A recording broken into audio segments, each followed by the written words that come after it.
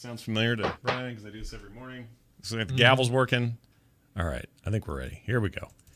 Counting it down, doing the theme, introduce you both, and off we go. It begins in 3, 2, 1. I have Current Geek! Herbert Hoover, Secretary of Commerce in 1922, finds infant radio. Start that over. I don't know what happened there. How did Herbert Hoover sneak in there? I don't know. All right, one more try. Herbert! Sorry, that was stupid. All right, Curse you. in 3, 2, 1. I have Current Geek!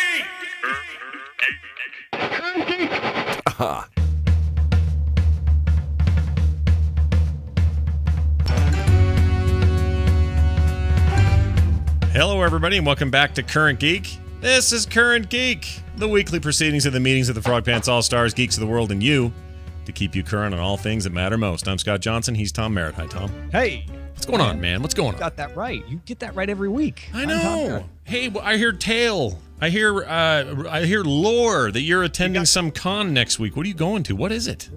I thought you were saying something else about tail. I am going to BayCon, Con of the Bay, in San Jose, California. Last year I went, I've actually gone the past couple of years. Last year I went and Veronica Belmont was the Toastmaster. Whoa. And they were kind enough to invite me to be the Toastmaster this year. So I get to interview David Weber and hang out with awesome people. Jeff Kanata is going to be there. Oh, great. Apparently I just found out. Oh. So yeah, it's going to be a blast. You put toast in the toaster? And you butter it, and everyone's none the wiser. Last year, Veronica incorporated toast into her of course she did. speech. So now I got to try to figure out how to top that song. Well, good deal. It's good to talk to you as always. And as always, it's good to introduce our guests. I would like to join to the show for the third time, everyone. You sound like a reverend. Yeah. Not Patrick Bejat, just to let everybody know. On the line with us now, my cohort and friend, host of the venerable podcast Coverville, also the co-host of TMS, The Morning Stream, and many other cool projects. It's Mr. Brian Ibbett. Hello, Brian. Hello, the first American hat trick right here. Yeah. Wait, right? From a guy who always needs to wear a hat. Yes. First American hat trick. First American hat trick. Yeah, the French beat us to it. Not the first worldwide hat trick. We've had a couple other deuces, but no threefers. Yeah, we've had a couple of deuces. Right. Always do the deuce in the morning. Having one right now. Joining us also today, a good friend of this program and also a good friend of the network, a man who is known as quite the video game nerd in many circles. You know him from the old StarCast days. I say old because now that show's slightly on hiatus, but he's busy with the Angry Chicken and Into the Nexus. Ladies and gentlemen, join us now in welcoming Mr. Garrett Weinzierl. Can you be slightly on hiatus? You can be just sort of barely on hiatus. Yeah, that's fine. Okay. It's okay. Hiatish, I think. I have a feeling, look, that game has a third installment coming. At least we've been promised such. So I suspect as things ramp up, I'll see that thing rear its head again. You know? That's how it goes. But until then, Hearthstone and Heroes of the Storm need attention. Mm-hmm. Absolutely. And you're here to provide it. Garrett's the guy that makes me feel like I'm not totally dumb when Dill's talking on the Angry Chicken. I appreciate that service. Is that good? I guess that's good. Yes. Is that I guess I'll take that as a compliment. Yeah. Dill says stuff, and then Garrett, so wait a minute, and then explains what Dill said, and then I'm just like, oh, okay. Yeah, that's good. We need you. You're like you know what you're like? You're like that guy in every story that we're supposed to relate to. Because I'm the everyman? Yeah, you're the everyman, because Dills will go off on some long tangent about some 3-2 punch, and I need you to bring everyone back to reality. So that's Jocelyn's asking the questions I'm thinking, and then Garrett answers them, and Dills is bringing the knowledge. It's the perfect storm. Yeah, I feel like I'm more, Garrett even makes me feel like I don't know anything about that game. The only that's able to do that is he's got the knowledge as well. So it's a lovely, talented triad. Talking about your hat trick right there, man. For sure. It's great to have you both on. Let's jump right into the top stuff of the show. Herbert Hoover, Secretary of Commerce in 1922, finds infant radio facilitates news gathering, as do many others in high public office. Take it away, Tom. Dude, did you see the trailer for Interstellar? Oh I did. Ooh. You know what I thought? Pretty much what everyone on the internet is saying. Here's what I thought. All right. There's a famine. There's a wormhole. There's a Matthew McConaughey in coveralls who's rakishly smart. There are spaceships. And apparently, if you look close, there's also Anne Hathaway, Jessica Chastain, Bill Irwin, Ellen Burstyn, and Michael Caine, and it's coming November 7th. Yeah, the Michael Caine, I noticed. The other stuff, they didn't even hardly make a mention of those people. There's a very quick Anne Hathaway. I didn't see any of the other people. Well, you can't miss her eyeballs, right? They're like as big as night. Yeah. I did an Anne Hathaway double take. I wasn't sure if it was her or not. She was the wormhole, right? Yeah, she's the wormhole. reflective wormhole. So it's interesting because when we saw the teaser, I don't know, 6 months ago or whatever, pretty vague. Not much going on there in terms of telling us what was happening, except everybody looked real dirty and gritty. And my inclination was to say, oh, okay, we're in the short-term future and things aren't looking great. But now that's all confirmed, I guess. You know, we're out of food, we're out of resources, we got to go somewhere else. The trailer indicates anyway that they're going to put him in charge, put him on a ship, off they go. And I'm excited. It's, Christopher Nolan makes good movies. He puts, Michael Caine in every damn thing he makes. And but to that end, where's the Tom Hardy? Right. Where is Tom Hardy?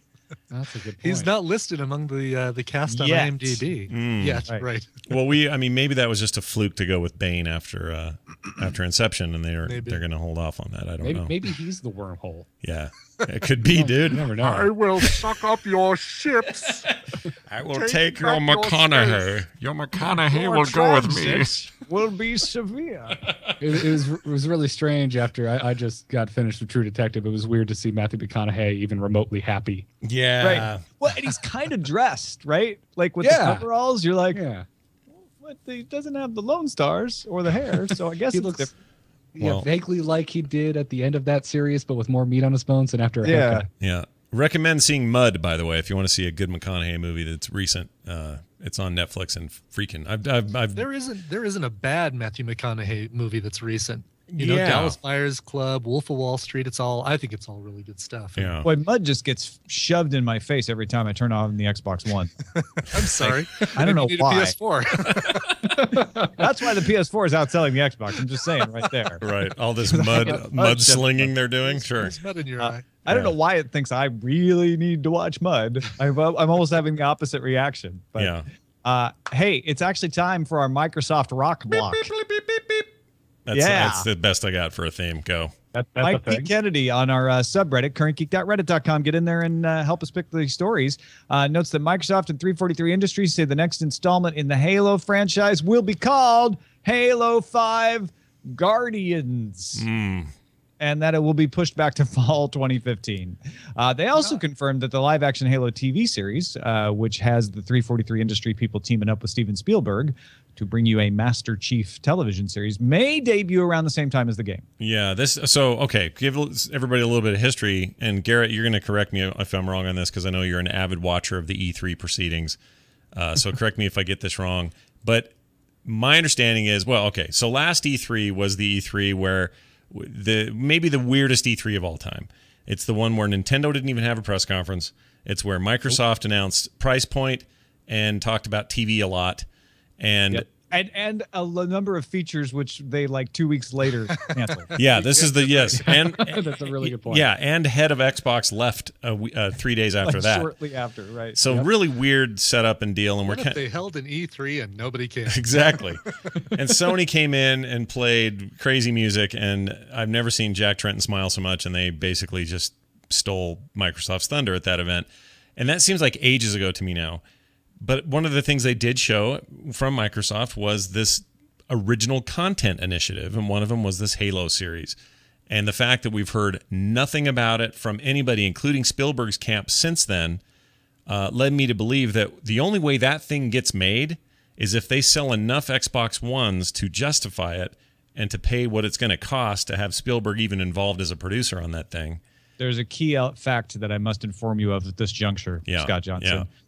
This is not confirmed, but apparently Showtime has been in talks with Microsoft about distribution on the series. Oh, that's interesting. Well, that could change things up a little bit. But regardless, throwing that in there. Well, regardless, I just think the way this all ends up is we get to a point where Halo 5 has enough anticipation that that's actually selling units, and then your justification for focusing extra money and stuff on a live-action Halo series actually kind of makes sense at that point. Because right now, I don't know who wants it or who cares that much. Just my opinion. I'm definitely waiting to get an Xbox One until there's a Halo game. Yeah, I mean, you're a big fan, right? I'll go way back with the Halo. Yeah, I'm a Halo apologist. I've yet to play a Halo that I haven't loved. But I have a PS4 right now, and I have no intention of getting on the Xbox train until there's some Covenant to shoot. Well, and see, that's the point. Is you and others, I think even me, like that would be enough to drive me, because right now I'm not feeling much of a drive to get a one, but I might with a new Halo game. Brian, where are you at? I never really got into Halo. The only game, and this is gonna really put some people on edge about me, but the only Halo game that I actually really enjoyed was Halo Wars, and that was not even really a Halo game. That was like a that weird RTS, wasn't it? Too, yeah. That was StarCraft came out. Surprisingly good game. I was ready to hate it. It was great, yeah, but I enjoyed it. And I've played a few of the Halo games. I mean, I like the first person shooter kind of stuff anyway, but there was nothing for me that was above and beyond with Halo that I wasn't already getting from Resistance or other games I was playing on the PS3 at the time. So that's still wouldn't be enough to push me over the edge into getting an Xbox One. I'm trying to figure out what would be. Yeah. What game pushed me into getting the 360? I've got an idea. Tell me what you think of this. All right. Because Microsoft's going to have their announcement at E3 on June 9th, whatever they announce. Also happening on June 9th, Lucky Boy 505 wanted us to talk about how Microsoft has said they're going to drop the price of the Xbox One to $399, 349 pounds in the UK, so 100 in either case. Yeah. And make all the entertainment apps free. You don't have to have Xbox Live Gold anymore to get Netflix access or Vudu or any of that other stuff, YouTube. And that price drop comes on June 9th. Now what do you say? Interested? By the way, how much would you pay? Price drop, I should mention you don't get the Kinect. Yeah, I was just about to say that. Yeah. Oh, no Kinect. And don't you need that though? I guess you need it for like the talking features, like you Xbox. Only need it if you believe Microsoft at E3 last year saying that the Kinect is essential to every piece of operation of Microsoft Xbox. Yeah, if you believe that, you need that Kinect. But if you don't believe that, turns out doesn't need it. No, not so much anyway. Is that one of the things they took back? I can't remember. Yeah. Yes. Yeah, Scott, you just mentioned last year that they announced all of this stuff and then 3 days later fired the dude and then recanted all of it. But the one thing that they didn't go back on was that no, the Kinect is shipping. You can't get it without it. It's required. Yeah. Year later, we're finally getting a Kinect. Well, part of the problem is a simple problem, or it's simple to see. There's nothing to do with that thing right now except the voice control, and it's not that great. It's okay. It gets the job done for most people, but a lot of people I talk to own an Xbox One, and Tom, you can speak to this because you're the only one here that owns one, but they've all complained that it gets things wrong. It doesn't start when they say it's supposed to start. Sometimes it'll turn on for no reason. No one said anything. The dog barked like a block away. Like those kinds of things are happening. So because that thing's not an incredible... That'd be Rex Rocks. That's what it'd be. Rex Rocks. Turn off. Because it hasn't lived up to the promise that they made with it, or really the original Kinect ever really did either, then it isn't essential because it doesn't essentially work. You know, that's the key. So I don't blame them for doing this. It puts them down in parity with Microsoft or with Sony on price. That's good. And, Sony made a decision to drop their camera at the last minute, probably to get their price lower, maybe even that day last year. I don't know. There's a lot of rumors to that effect. But one way or the other, that was the right bet. And I think this is the right move for Microsoft. Get that thing closer in line with price. Give me some other incentives. The thing about the apps being free, that's hardly a benefit. I mean, they should have done this 2-3 years ago. Should have been free at the outset, yeah. You're right. Weird. They never should have required gold in the first place. It's ridiculous. Weird. I mean, I guess they were trying to establish the norm then, and they made good money doing that because if you remember, the Netflix app was very early on 360 and late to everything else. But that quickly changed with Apple and others putting out devices that were like, no, those are free apps everywhere else except Microsoft. And I don't know, what this does to their bottom line. If they're going to lose a bunch of subscription money they would have had otherwise for gold. But yeah, it's about time. And it should be mentioned too, before we move on, 360 also getting those apps out of the paywall as well. So yeah, those are right. everyone. Xbox Live Gold across the board. I have to say, the voice control of the Xbox One has been fine. They've had a couple of firmware updates since launch that have improved it. It's great. I never use it. That's the sad thing is it got better and I stopped using it because it just never found the real benefit to it. Like I had to pick up the controller for other things already so often then I'm like, well, I might as well just pick up the controller. Well, and you want them to keep, you want them to do these things. Like, it's not like I'm arguing for Microsoft not to have pushed the envelope with that or to aimed high and maybe undershot a little bit. But, it's like Google Glass, or it's like, a million other technologies.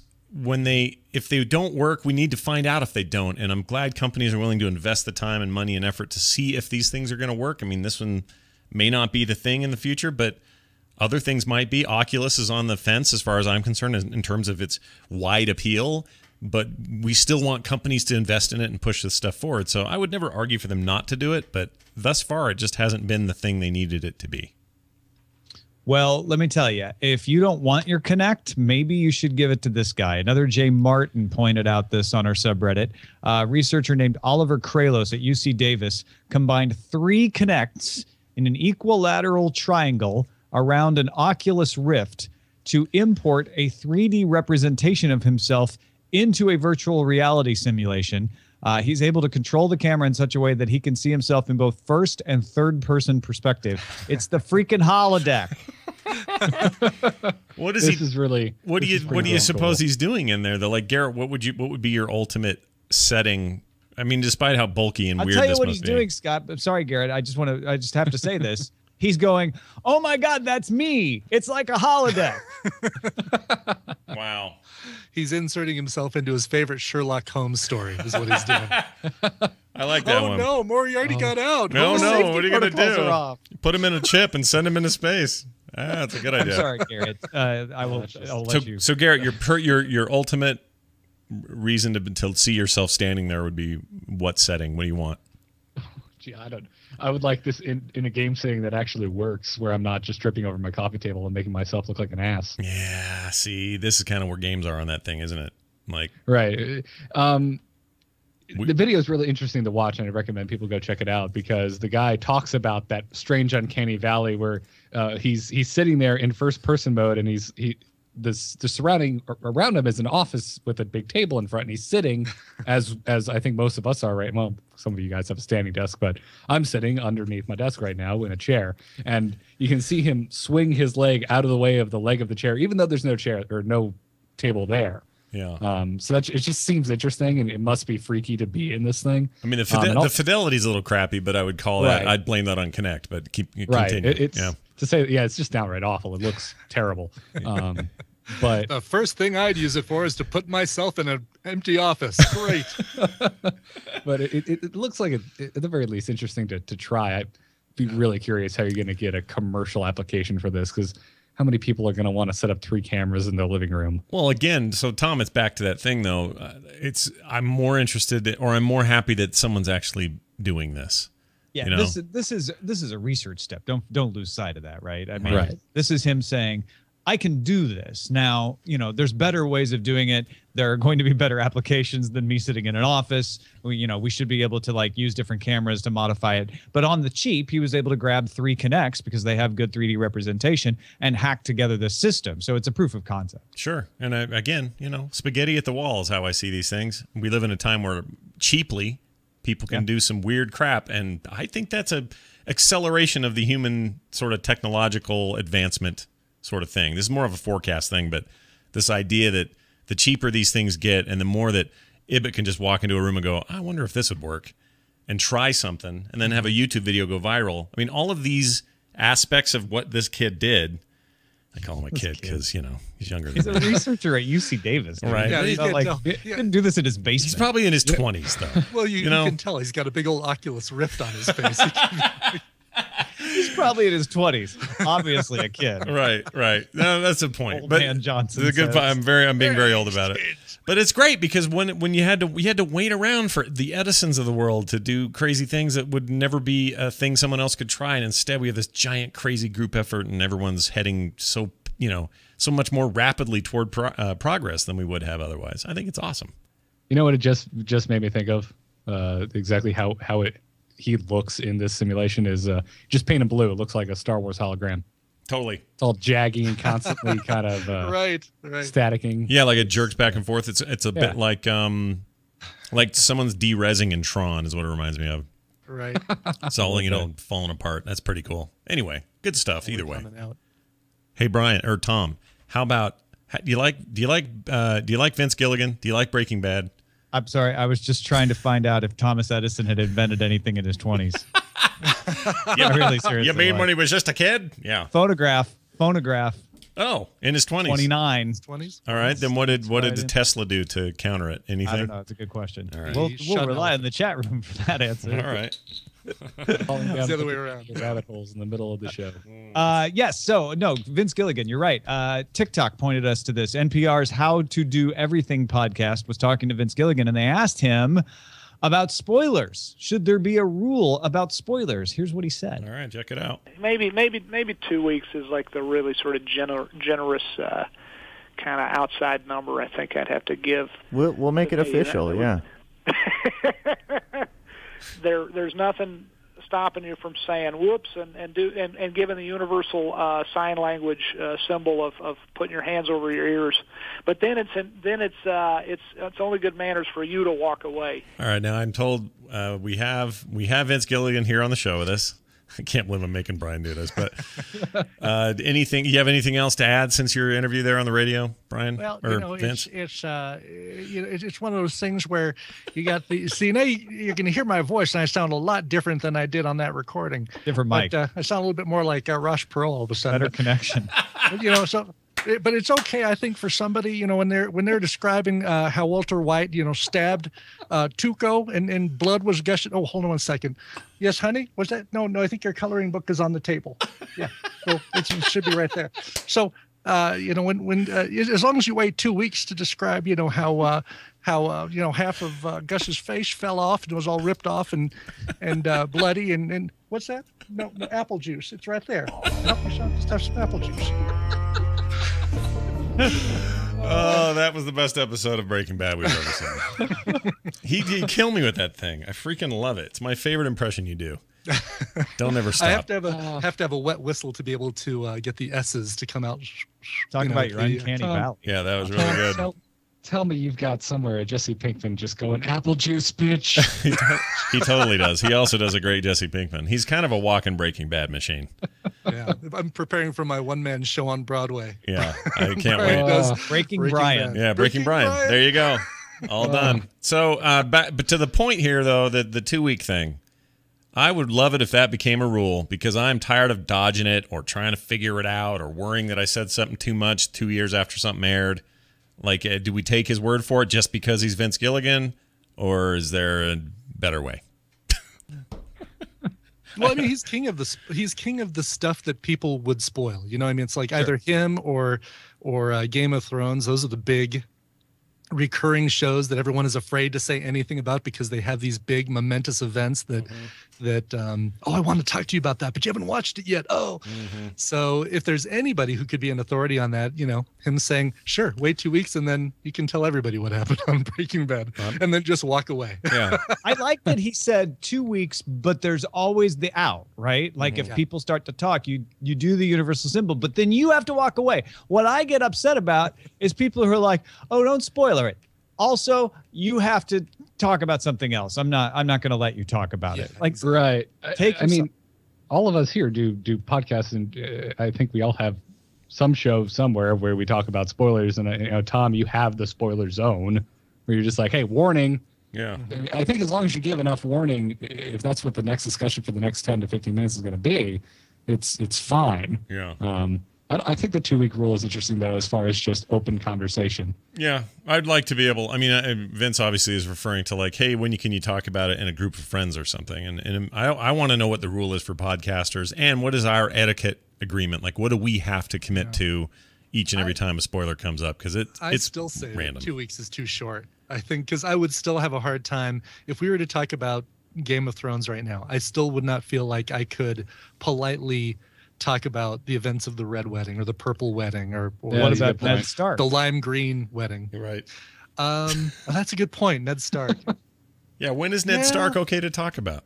That's a really good point. Here's where I've come to after, as Garrett pointed out, we have an entire show on Cord Killers called It's Spoiler in Time. So we've thought a lot about this issue. What do we do with books? When you talk about books you've read to people, how do you approach it? Like, nobody complains about like spoilers around books. What it is we're in this transition period from a universe where pretty much everybody could watch something live, and that was it in the 70s. And so you're just like, well, I'm not going to be able to see it, so go ahead and tell me. To this universe where shows are now like books, where you might get to them eventually. Yeah. See, but I remember when the last Harry Potter book came out, when Deathly Hallows came out, there was a big moratorium on what the heck happened in there. And it was, go ahead. Yeah, I was about to say the same thing because I've had books spoiled for me, and I've been there before. As a matter of fact, I had The Walking Dead spoiled by Andrew Lincoln on a podcast. I was like, thanks.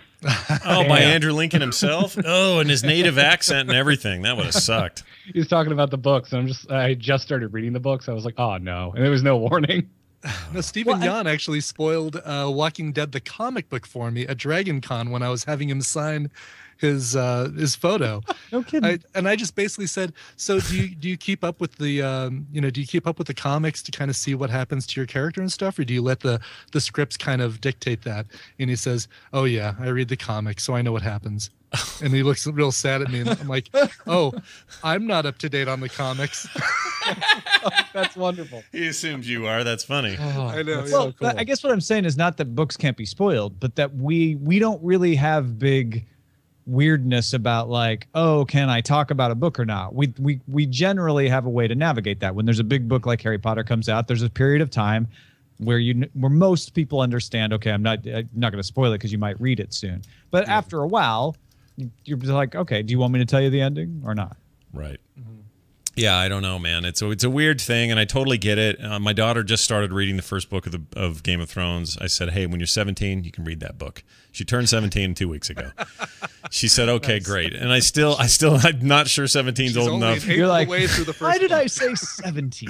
Yeah, I wish I said older. 19. But the show, I'd say, 18, 19, I'll say on the show. But the book, I feel like that's fine. And she's really into this fantasy novel stuff, loves Patrick Rothfuss books and all that. So I said, all right, fine, go for it. But then I find myself with all the Game of Thrones spoilers in the show and the book are all well known to me, and it's so hard for me to not say something. Or she'll go, man, I'm sure glad Ned Stark is. See, I'm kind of doing it now on the show. Well, see, and I think that's an even tougher thing with the Ned Stark thing, because if somebody's going to start watching Game of Thrones, that's going to be the first episode they watch, and something happens to. Well, I guess here's my thing: is that a spoiler? Because you've just said there's the whole spoiler thing with Ned Stark.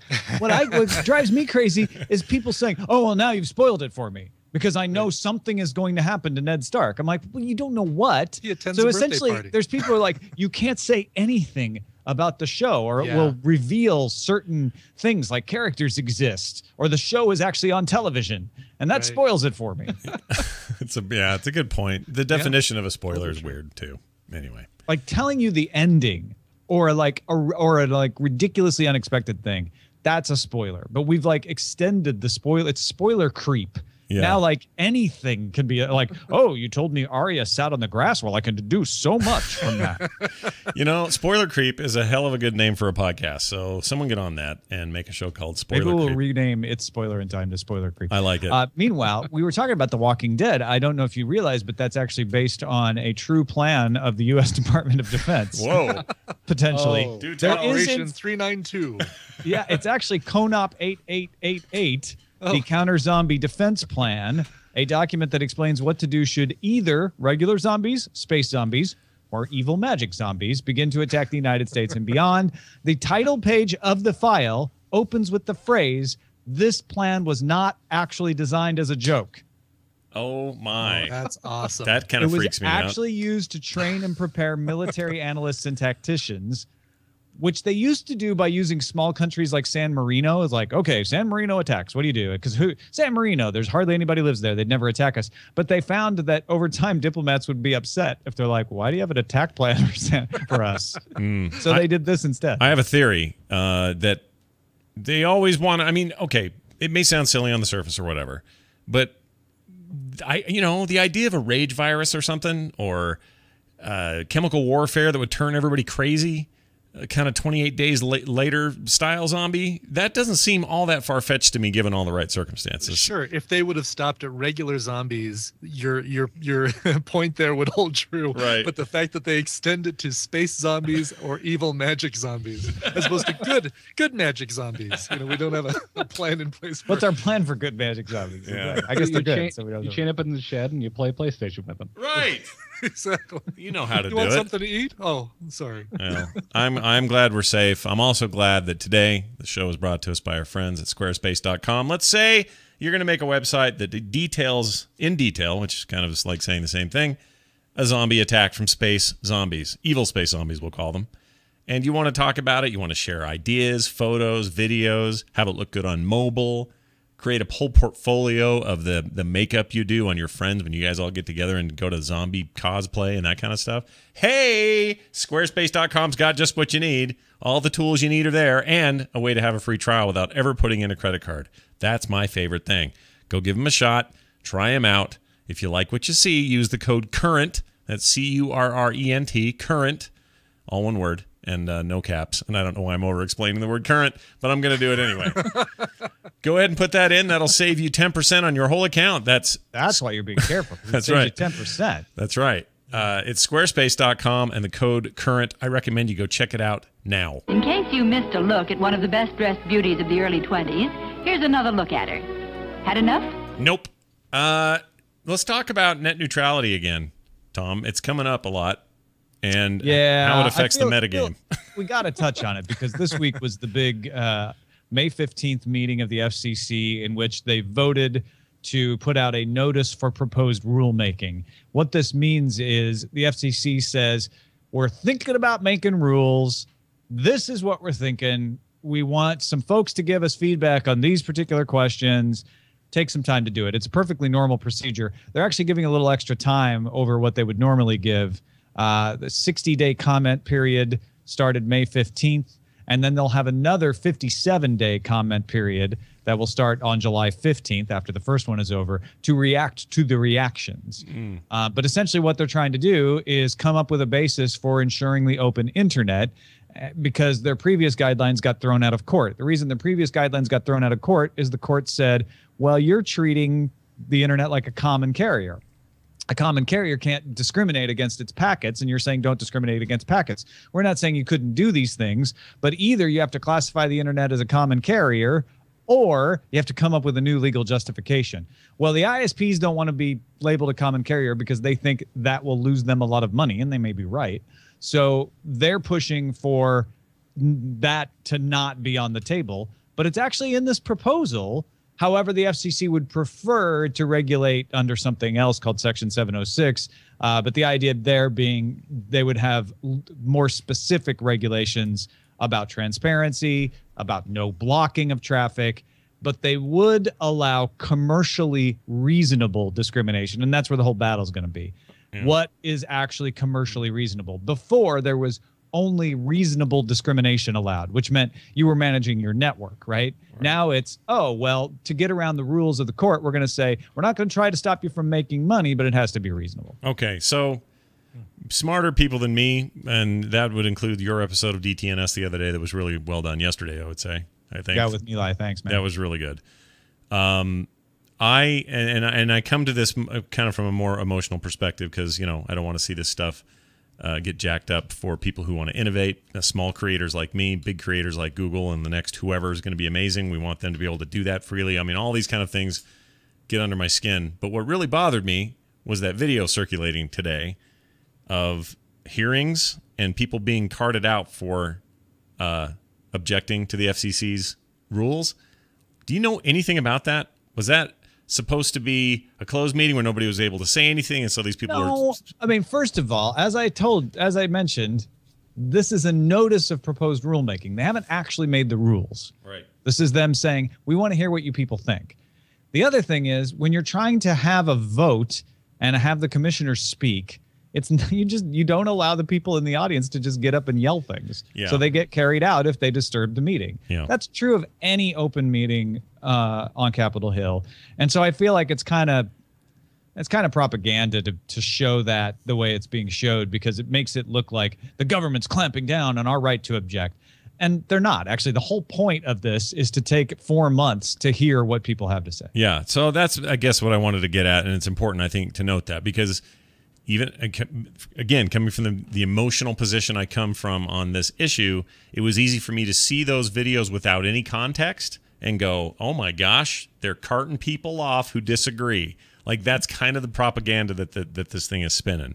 And after closer inspection, and they may not listen to you. You can comment all day long, and they may still not listen to you. So that there may be something to it, but that's not what was actually going on. These are people disrupting meetings, and they know exactly what they're doing when they do it. Right, and they know how this is going to seem to some people who have the knee-jerk reaction that I did when I saw it. So I totally get where that's coming from. All right, so Garrett, what are you afraid most about?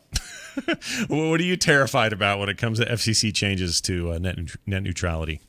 A lot of this is honestly over my head. I've been listening to Daily Tech News Show, and I'm still not 100% on top of it. The whole, really, like I feel like my only hands-on experience with it, and I might even be misinterpreting this, is the whole, I have Verizon and my Netflix sucks because they haven't struck a deal with Verizon yet, and it really drives me crazy. Is it bad? Like, you're getting poopy? It's gotten better, but there was a month there where it was almost unwatchable, and it was right when House of Cards Season 2 came out. Oh, man. That's no good. Right, and that makes sense because everybody else on Verizon was probably watching House of Cards too, which means all the Netflix packets are trying to come through the same router, and Verizon has not upgraded the capacity at that router that Netflix uses until Netflix pays them. That is a different thing than net neutrality, though. Yeah. What that is should Netflix be having some kind of direct arrangement for better service because so many people want to get Netflix? And there's lots of legal and perfectly non-controversial ways to do that. What net neutrality would be is Verizon going, actually, Netflix, what we'll do is we'll prioritize inside Verizon any Netflix traffic if you pay us. And that is not the way that the internet has been managed in the past. Right. Really, I think, having looked at all of this stuff, the biggest problem is competition. We don't have a choice. You can't say, well, Verizon sucks for Netflix, but I hear that these two other ISPs in my area have great Netflix service because I'm just going to switch to them, right? Like, that you got cable company or nothing. Yeah. Yep. Yeah. I mean, you might have a municipal local thing, or you might have something else, but then, again, it's not like you can do this the way you would want to get a dish soap or something where you got 50 choices. You've got, 2 if you're lucky, 1 if you're normal. And that kind of, therein lies the problem, I think. Overall, like, this whole thing isn't an issue because of that.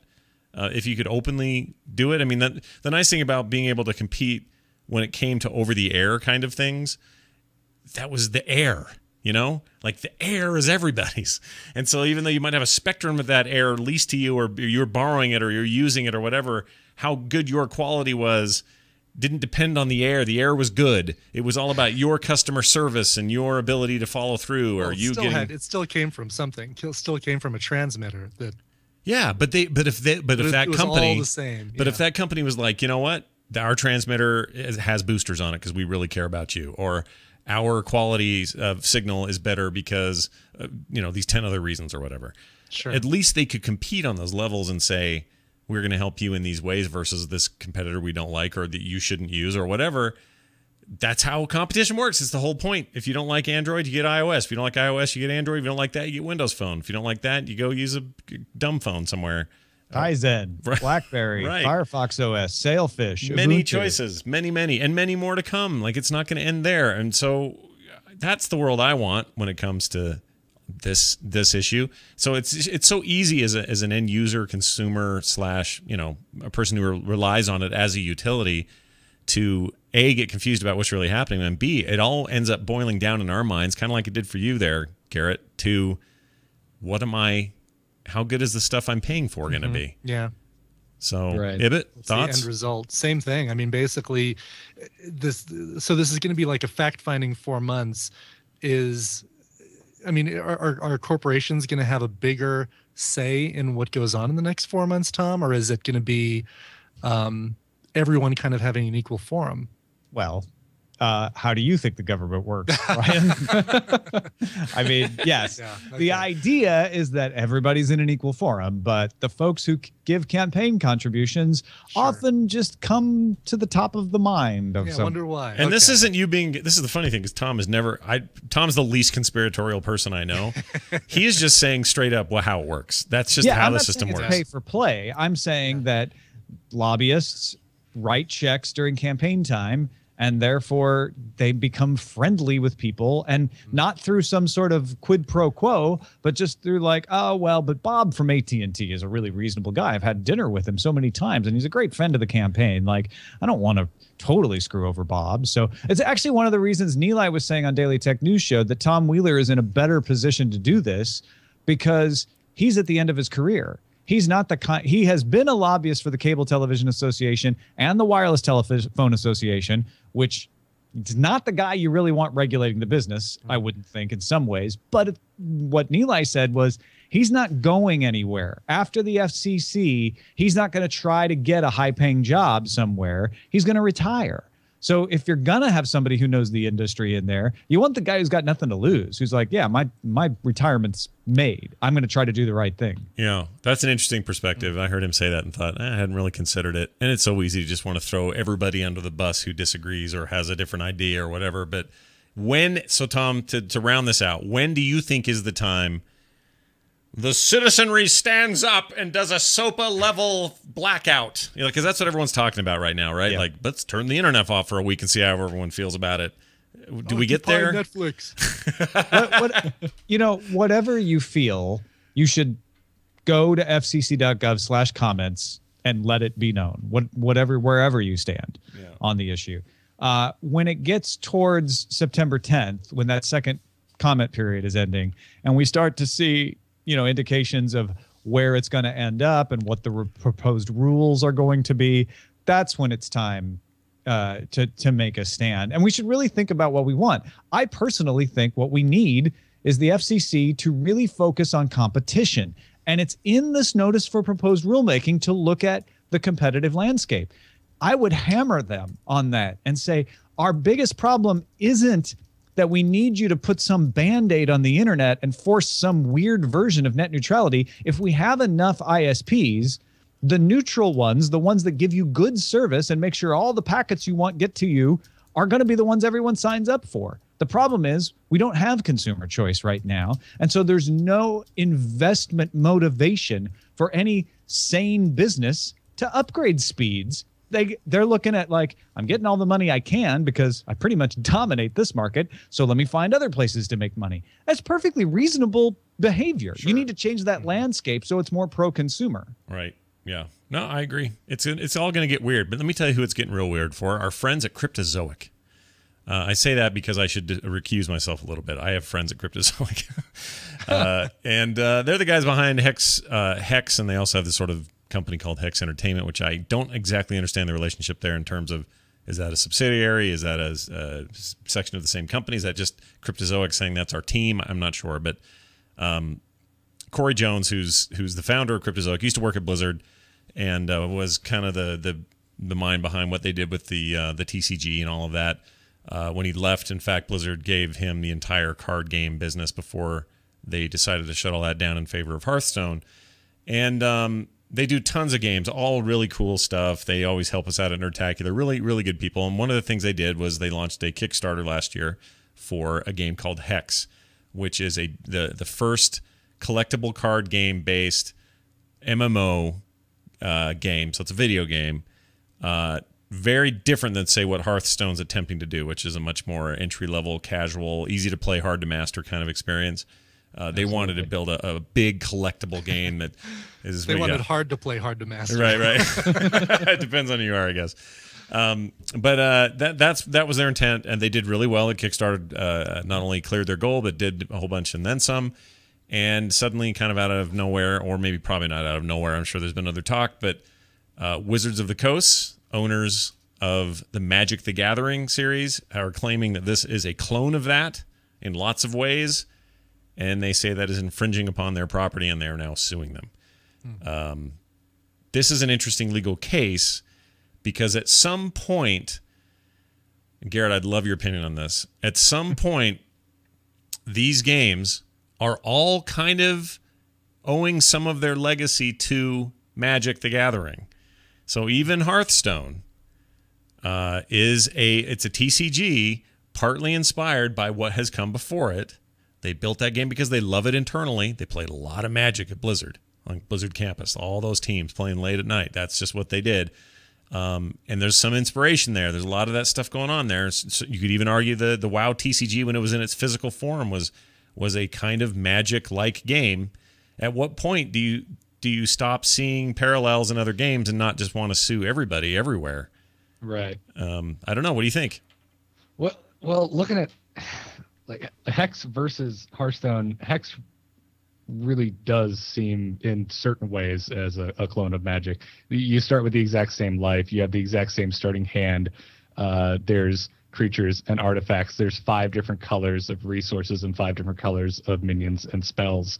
And as a matter of fact, I believe even combat resolves in the exact same fashion as Magic. Now, there's plenty of differences too, but all of that I said just there is really uncanny. Yeah. And is the resource management part of it? Like, Hearthstone went for this really sort of simple mana-based crystal thing. Right. My limited experience with Magic was like, you had to own land or something. Yeah, you need resource cards and you can only put one down a turn that you can then quote unquote tap to play another card from your hand. Right. And Hex has that exactly. You even have tapping, which I think is one of the things that's like strictly copyrighted by Wizards of the Coast. I tried to find like exactly what Wizards of the Coast owned, like what they had copyright on specifically, and I couldn't find it.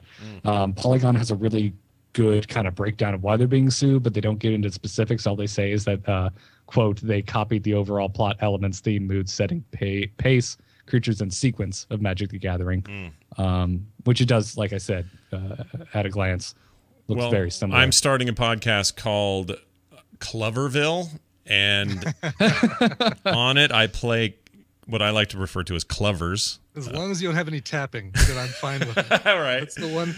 That's where I draw the line. But no tapping. I use that as an example because I don't know that it's such a. It reminds me of I'm starting one called the Dawn Leak, where me and my friend Ian Ribbit are gonna talk about things. The Dawn Leak. Dawn Leak. That is the funniest. I've heard people say lots of different things for that, but never the Dawn Leak. That's really well done, Tom. But I don't know, and I'm no legal scholar of any sort, but I have heard people in more the know, and a couple of fans have written in who are lawyers who have said this is a really interesting case beyond just our nerd connections, that there's real precedent seeking happening in this. And I know nothing more than that, really, but I find that interesting that this could be a case that would determine intellectual property rights moving forward, or could at least have an impact on future cases.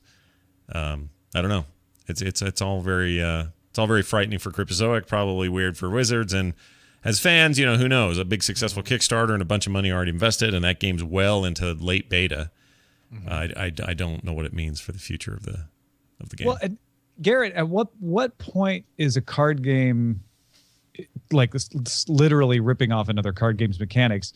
And where's that dividing line of, well, card games sort of work this way, and you can't trademark. Everything has resources. Yeah. That's the thing. It's why when I was looking at this, and I was comparing Hex a lot to Hearthstone, and Hearthstone seems to have gone out of its way, or at least to differentiate itself from Magic. You don't have resource cards. You have a perfect mana curve. It caps out at 10. Your starting hand is only 4 or 3 cards, depending on if you go first or second, as opposed to 7 every time, unless you mulligan. Right. You have 30 health instead of 20, and combat is completely different in Hearthstone. Whereas, without getting too technical, in Magic you have this concept of the stack, and that's how combat resolves. And it, I don't play Hex, but from what I've read, it resolves almost exactly the same fashion. So it's like I said, I want innovation. Sure. I want people trying to do things, and there are plenty of new things in Hex, but it seems like its core is almost a carbon copy. So on the one hand, I understand Wizards wanting to protect something that they created, But on the other hand, it's like, well, you don't see like the creators of Doom suing every first-person shooter ever, and I'm not even sure if Doom was the first-person shooter. I'm just using that as there was example. some prior art to Doom because somebody tried to sue Doom. Yeah. Okay. Yeah, because someone said that they had done, well, it's like that podcast troll Pathways stuff. into Darkness or something. Yeah. Well, Like the Castle podcast patent Wolfenstein. trolling. Yeah. Right. That's another good example. Well, in Wolfenstein, hopefully they don't sue because they were the same company. But yeah, it's the same idea. Like these things come out of like okay, let's say this is successful. There's grounds for, say, Games Workshop, another big player in tabletop, games and IP and stuff. There's real grounds for them, I think, and this is coming from somebody who loves Blizzard like no other company when it comes to video games. They're my masters now, right? I love those guys. But Games Workshop has some real reason, and they have in the past, and they have today, to be able to go, Warcraft really is staying close to the original Warhammer stuff we were doing. And boy, Warhammer 40K sure bears a striking resemblance to what you did with StarCraft. They really did. Blizzard kind of wholesale lifted some of that stuff from them, enough of it that you could say there's grounds for this. And that's why someone used this example in this email and said, well, that's one of the cases you would want to watch, because if this happened and this went through, you could, in theory, in the same industry, people could go back and go, all right, well, who's been ripping off whose intellectual property ended up in whose hands? And at some point, Blizzard was making a Warhammer game, pulled out, and made Orcs and Humans, Warcraft 1. Clearly inspired, and in many ways, look, feel, character types, Orcs, Humans. I mean, some of that stuff goes, Tolkien could sue us all from the grave, I suppose. I was about to say, yeah, it all comes back And to Tolkien. Christopher Tolkien might. Right, good, I guess, right? He gets feeling a little litigious on a Saturday afternoon, just issue everybody a pink slip. But he's grumpy. Yeah. I don't know. This whole thing is just fascinating to me in terms of where's the line? Like Tom was asking you, like, what is the line? And in this particular they're going case, after copyright, patent, and trade dress infringement, right? So they're saying you're using our intellectual property and copying it, right? That's copyright. You're actually taking what we do and putting it in your game. Patent is the way your card game works is the same way our patented card game works. And trade dress is sort of like your logos, your trademarks, all of that sort of thing is ripped off from us. That seems like a lot to accuse them of. Yeah. I get the mechanics portions of it, but as far as the look, it's like what vaguely fantasy game out there doesn't look like this nowadays? Yeah, they all do. You could go sue Diablo. Go sue 1,000 other games. Unless they've actually got characters in this called Planeswalkers, I don't think that stands at all. Yeah. Yeah. So that's unfortunate. It's like watching your children fight. We like all these guys. Come on, guys. Come together. Exactly. Yeah. Exactly. We want to clean all that up. Let us have it all. Yeah. Current Geek pint glasses are up and on the store, everybody. Current Geek pint glasses. You heard me right.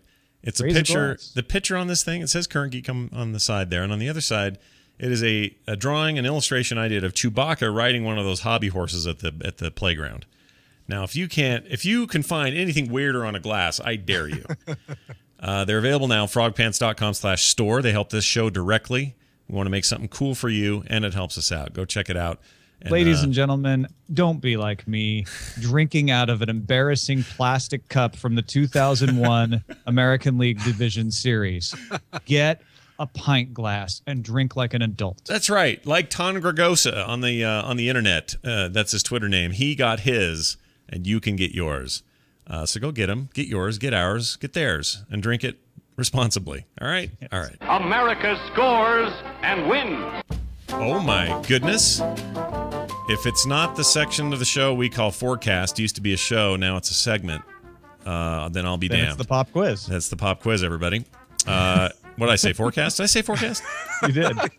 Something distracted me. But it made perfect sense because you said, if it's not that, then it's the pop quiz. Then it's the pop quiz. Thank you for fixing that for me. It's the pop quiz, everybody. It's a chance for these guys to answer a bunch of hard questions. These are compiled by Iceworm, our good buddy. And Brian, you're not new to the rodeo here. So no. I'm gonna do you last, all right? So you just sit tight. My score is cumulative, right? Yeah, of course it is. After all three shows, your score. I mean, that would be a ridiculous. You never know with Tom though. He has weird scoring. And I should explain the rules real quick, Garrett, for your first time. The way this works is we ask you this series of questions. You answer them to the best of your ability. Yours is on StarCraft, by the way. Oh, hell. Yeah. Brush up on your Warhammer 40K knowledge. When Tom scores it, he does it in kind of his own weird way, and you're going to have to just live with that. So look for that, watch for that, and then at the end, he'll add them up, and we'll see how you both did versus one another. If you get a question right, you'll hear this. If you get it wrong, you'll hear this. And I'd like to mulligan for a game that I'm currently doing a show about. Ooh, -1 for use of the term mulligan. See, I already did it. Already doing it. It's already You don't happening. really mulligan in Hearthstone. You're not actually getting rid of everything. Yeah, good point. So there you have it. All right. Questions for you. Start with this one. Hold on. My thing's in the wrong place. All right, here we go. In StarCraft 2, what is the mineral build cost of a Marine? 50 minerals. You are correct, at least you actually currently. get 50 points for that, too. That's never changed, so as far as I know, that'll always be that way. What 3 units in the original StarCraft are voiced by Chris Metzen himself? I have absolutely no idea. That would be incorrect. It is the Marine, the Battle Cruiser, and the Ghost. Actually, he did have no idea, so that's correct. Battle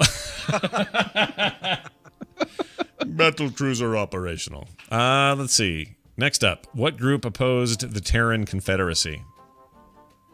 The Terran Confederacy? Yeah, so like Rainer's Raiders? You would be incorrect. It is the Sons of Korhal. Sons. I would have said the Terran Union. And then the leader disappeared. Cement shoes. All right, next up. What is the build time of a Zergling in StarCraft 2? This would be currently.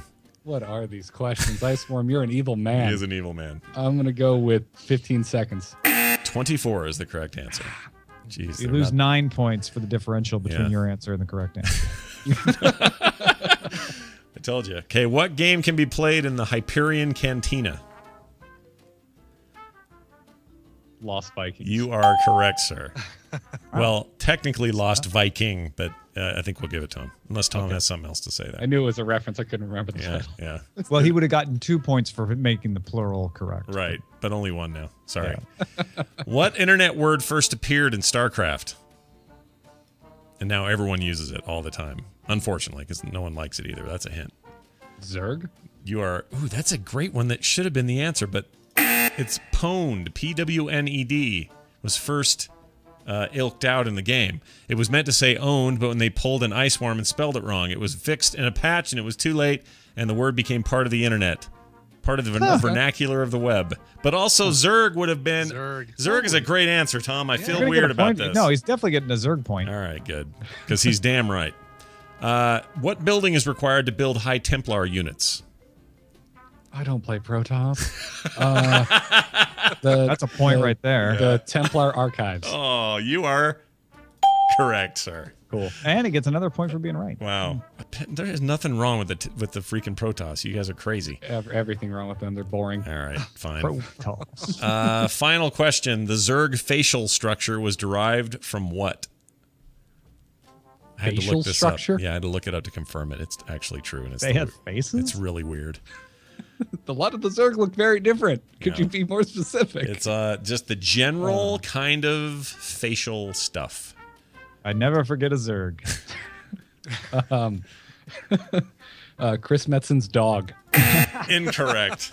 It is dental X-rays. Dental X-rays. You lose 5 points for insulting Chris Metzen's dog. Yeah. Got a couple. That's texted me on that. Hey, I didn't say that I didn't think Zerglings were cute. No, you did not. All right, now hold on. We're not going to find out how you did yet because it's Brian Ibbott's turn. And Brian, this is all Spice Girls trivia. Because you're a big fan. Oh, nice. Spice Girls. Tell me what you want. Yeah. First question. Jerry Halliwell and Victoria Adams met while auditioning for what film? The English Avengers. Tank Girl. Tank Girl. Oh, Tank Girl. No. Never was any. Wait, English Avengers, you mean the TV series? Yeah, like the okay, so you don't lose a point, you just get 0. Yeah, you just get 0. Because he knows, yeah. See, this is when the scoring makes sense to me. Who was the only Spice Girl that was opposed to the 2007 reunion that happened? 2007 reunion? Would that have been Victoria Beckham? That would be incorrect. It was Sporty Spice Melanie. Oh, really? Yeah, she was not happy about it. Now I think she's fine because now she needs money. Which Spice Girl is the only one not to have a #1 single in the UK as a solo artist? That would be posh. That would be Victoria Beckham. You are correct. Nicely done. Yeah. Fancy Spice is what we'd call her here. Fancy Spice. Yeah, because posh. Isn't that the deal over there? Posh is fancy? Yeah. All right. Yep. I call her the Allspice. The Allspice. The spice must flow.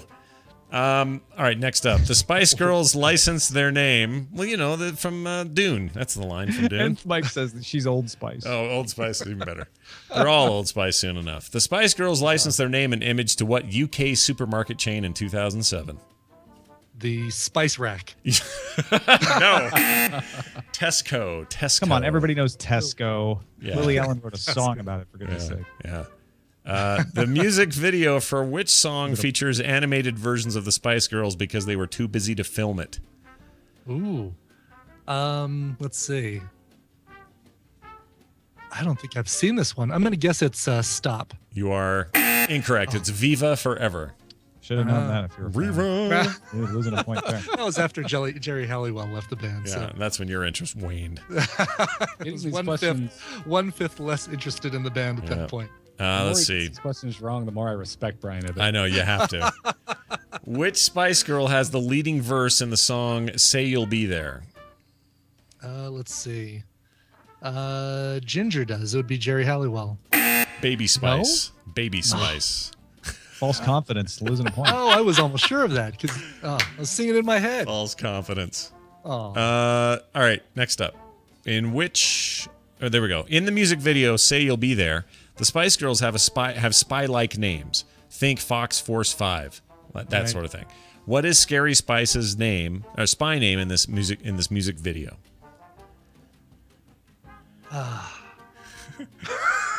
It's a weird one. I wish I would have studied for this. Yeah. Is she like Danger? It's Blazin' Bad Zula is her name. The rest of them are Sporty Katrina High Kick, Ginger Trixie Firecracker, Baby Kung Fu Candy, and Posh Midnight Ski Suki. Scott, you lose a point for making us listen to this. I don't blame you, honestly. Final question. Who is Brian's favorite Spice Girl? It is, well, today it's Baby Spice. Nicely done. Wow. You got that correct. Can't go wrong with a question like that, can you? Yeah, you did well. So there you go. That concludes the festivities, and now Tom gets to add it all up and tell us how they did. Tom, how'd they do? Yeah, this is one of the largest spreads that we've had. Brian Ibbett... It wasn't like a 75-point final question? What? Brian Ibbett tallies up with -1 points in the end. And Garrett finished up just in front of him with 40. Wow. I'll take that. I will happily take that. Just in front. That's amazing. Nicely done, everybody. That's our score. You guys played your games well. We're proud of you. Now it's time for forecast. The future promises even more startling things to come. I really did do that like a crazy person. Like, yeah, it's the segment. What? Who am I? Who are you people? I was really losing it there. Why are you in my room? Forecast really is a segment that used to be a show. It's about us predicting the future. And we've got one here that I think is kind of interesting. At least one of us wouldn't enjoy this one as much as some of the other ones of us. I'm not looking at you, Brian, or anything. But one day, here's the prediction. One day in the next 30 years, let's say, we will be able to take a pill, some sort of oral pill, or rectal, it's fine, whatever. You got to do what you got to do. That will stop all hair growth in humans the minute you start taking it. So you take it, 10 minutes later, hair stops growing entirely. All the follicles just stop. So you get to keep whatever perfect haircut you ever had that you want to keep forever. Never have to go to get a haircut again. The grooming industry will take a major hit. You know, these little $5 haircut places just dropping like flies. So I'm assuming, Scott, in this scenario, that the pill also like provides some sort of rejuvenation or nutrient protection from it falling out. Yeah. So it's not like the hair just stops growing, but the hair actually stays healthy too. Right? Correct. It's just that it's just that the net effect for a user is my hair stopped right where I want it to stop, and if I want it to continue, I quit taking the pill, and then it kicks in again.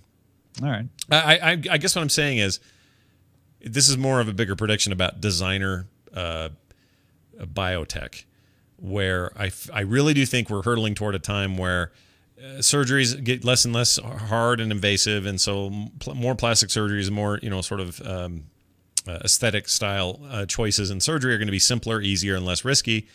And the the medical field will quickly catch up with pills and medicines and things that do more than just fix a headache or help you get over a cold or kill an infection or whatever. These things will be designed to like fundamentally change the way things work. Like your nails would quit growing, and in fact, the pill could be the same for your nails and hair because those are controlled, I think, the same way, aren't they? There's something there that is connected.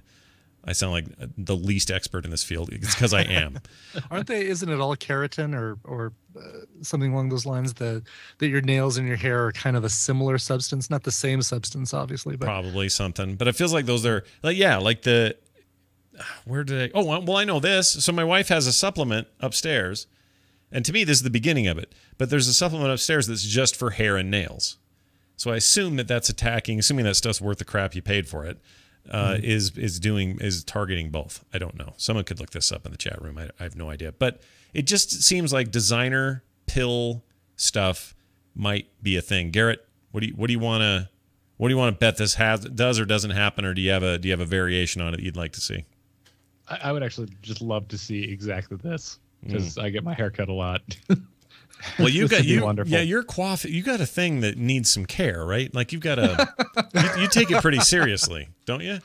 I do. I do enjoy my my styled male hair, and I did that too when I was younger, and now I don't care anymore. Like now it's like it is just what it is. I get some sweet gray tipping going on. Brian just shaves his right off. Not being familiar with this thing you guys call hair, I don't know what this whole topic is about. Yeah. First name Al, last name Opisha. Yeah, sorry, what?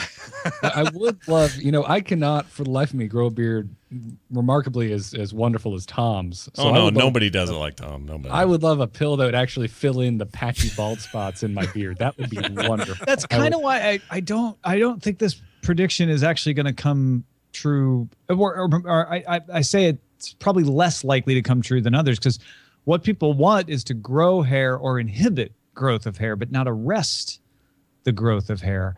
At the same time, looking at how hair grows, there's the phase called the telogen phase, where your hair stops growing but stays healthy, like it stays maintained. And it seems like something that you could come up with a compound that just keeps it in the telogen phase and it never actually falls out. Interesting. Is this what happens with like animals, which is why they're not just like dragging their hair on the ground the whole time, or? Well, yeah, but the hair does stop and then fall out, and then new hair grows. Like that's why cats and dogs shed. Shedding, right? Yeah. I think it's actually a little bit more likely to happen with the aspect of people realizing that they're about to lose their hair or about to start receding, and then that's when they'll start taking it. They don't want to keep their hairstyle; they just want to keep their hair. Instead of freezing your body Walt Disney style after you die. It's like, oh, my hair is about to go. Time to freeze it in place. Cryogenic hair stasis. I'd like to hit the pause button, please. I'm fine with this hairstyle for the rest of my life if it means I'll have hair. Well, these are the things. You were a Flock of Seagulls fan in the 80s, and you could still. I mean, the thing is, you could still style it, right? It would just be the length you'd want, and then for like Brian's absolutely right. There'd be a huge contingent of people who are like, "Oh, I'm thinning, and I'm only 22. Give me a pill."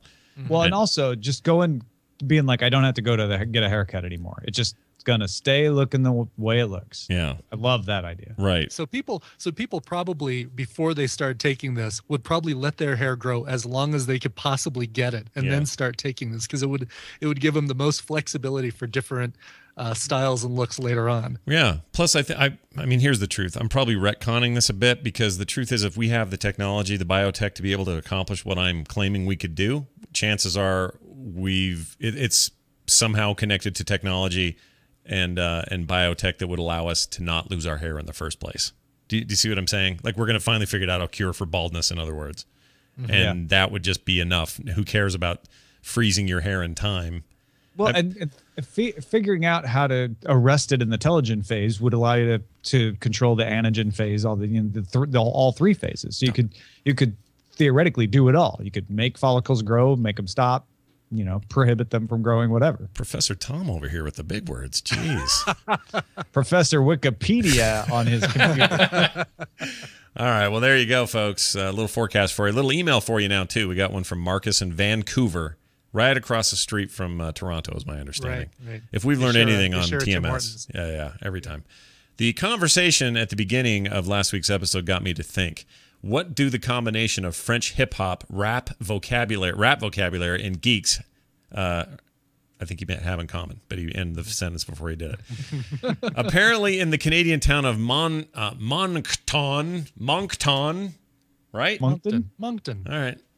Why do you make it harder than I it don't has know. to be? I don't know.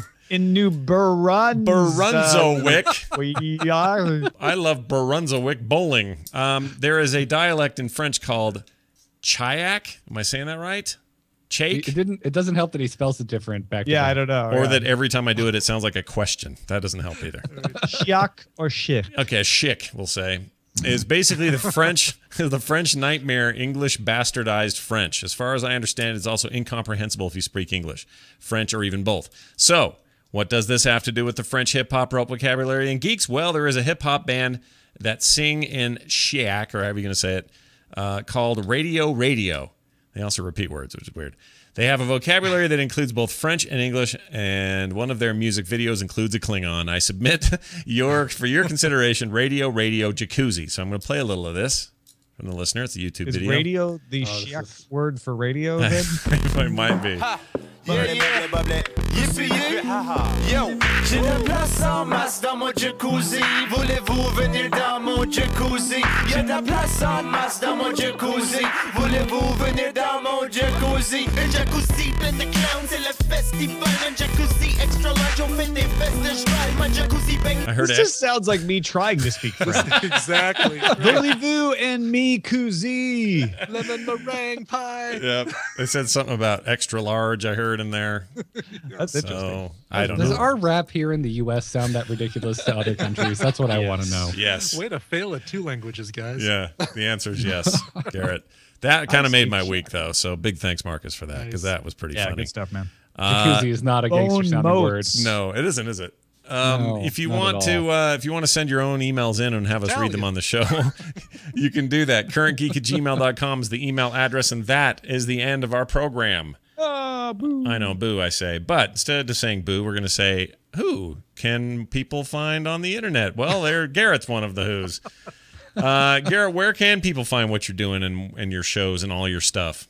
You can find me and everything I do on amove.tv. That's AMOVE.tv. Follow me on Twitter @GarrettArt, 2 R's, 2 T's, and the word art. Yeah. And you can also find most of my shows on the FROGPANTS Ultra feed. All right. When are we going to do a rift, a Nephilim rift? Come on, man. Let's go.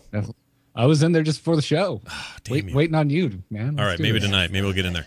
I love that game. That's awesome. And thank you for being on, Garrett. You were fantastic. You fit Thanks for right having in. me. This was fun. Yeah, it's going to be good. You'll see Garrett. If you come to Nerdtacular, you can shake his damn hand. How about that? I just bought my insanely expensive plane ticket. Oh, those plane tickets. I thought you were going to say you just bought your hand. My hand, yes. I'm super stoked that you're going to be there. Also, Brian Ibbett. Where can people find Brian Ibbett? More of Brian Ibbett. You can find me online at voulez-vous-chateaubriand.com. Jacuzzi / lemon meringue. Right. Coverville is one place, but come on, if you're not listening to the morning stream, if you're listening to this and you're not listening to the morning stream, you're having an incomplete breakfast. You're an idiot. You're an idiot if you're not. You're getting a lot of your food pyramid, but you're not getting the candy section of the food pyramid. Isn't it a circle now? What is it now? It's not a pyramid. A food rhombus is what it is now. Nicely done. Coverville on Twitter. Coverville.com. Yeah, exactly. Coverville on everything. Facebook.com/Coverville. Twitter. Yeah. Coverville. Friendster. MySpace. 1,000+ episodes can't be wrong. So that's right. Check him out. Thank you so much for being on with us today. Oh, my pleasure, guys. Thanks for having me again. Tom Merritt, anything else before we go? Just a reminder that the Sword and Laser anthology is available for your perusal if you would like at swordandlaser.com/store. It is 20 amazing stories from mostly never before published authors, or at least not published a lot authors, and they're great. Patrick Rothfuss does the foreword, and he was surprised himself with how much he liked the stuff. So check it out, swordandlaser.com/. That's the part that's awesome. Like actual published, well thought of authors read it and went, "Oh, this is good." Yeah. If anyone was worried it wasn't. We asked him to write the foreword he was like, sure. And then he wrote the foreword. He was like, I admired you guys for putting this together, but I wasn't sure I was going to like it, essentially. Sure. And he did. So that's amazing. That's very cool. So yeah, go check that out. For all things Frog Pants, or for all things Current Geek, you can go to currentgeek.com. On Reddit, don't forget to join the Reddit page, currentgeek.reddit.com. Submit some stories. We'd love to talk about them here. We're at Current Geek on Twitter, at Scott Johnson, at Ace Detect. What else? currentgeek@gmail.com is our email address. Big thanks to Andrew Allen for our music. That's going to do it for us. For us to you, nuts to shoes, whatever. We'll see you next week.